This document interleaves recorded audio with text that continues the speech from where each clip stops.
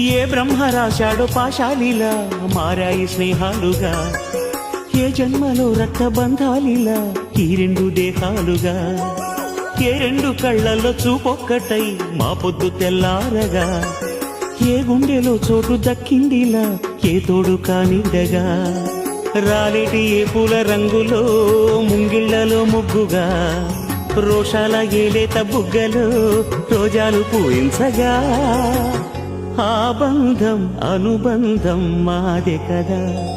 చిన్ని చిన్ని పువ్వులు చూసి జాబిలి నవ్వింది, సిరి వెన్నెల జల్లింది.